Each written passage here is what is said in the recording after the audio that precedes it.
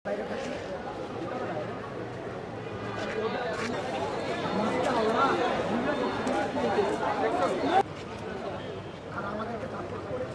এবং অন্যান্য কিছু অধ্যক্ষ তাদেরকে সম্প্রতি জাতীয় বিশ্ববিদ্যালয়ের যে চেয়ারম্যান তিনি দুর্নীতিবাজ হিসেবে আখ্যা দিয়েছেন। তারা নিজেরা প্রিন্সিপাল পদ দিয়ে নিজেদের মধ্যে কাড়াকাড়ি করছেন, যার কারণে যে কোনো সময় মিটিং করছে আমাদের ক্লাস বন্ধ রেখে, পরীক্ষা বন্ধ রেখে।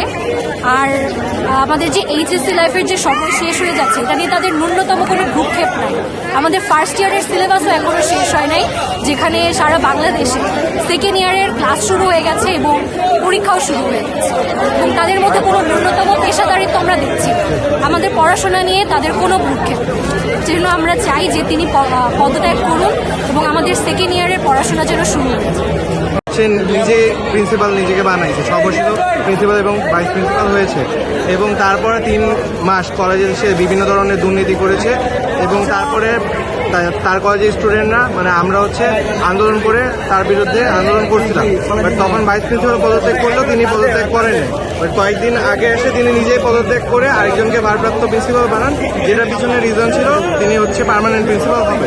বাট তারপরে যখন পার্মানেন্ট প্রিন্সিপাল তিনি হতে পারেন না, তিনি প্রিন্সিপাল নিয়োগ পদ্ধতি সেটা বন্ধ করে রাখছেন, এবং তিনি আবার ভারপ্রাপ্ত প্রিন্সিপাল হয়ে গেছেন।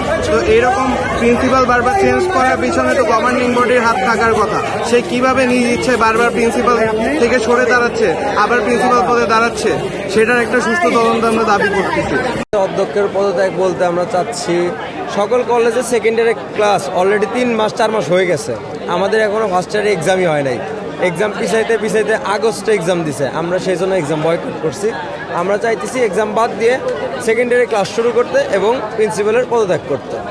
তাকে আমরা এগুলো বিপরে জানাইছি, সে আমাদের সন্ত্রাসী বলে আখ্যাত করছে। এটা কেমন কথা?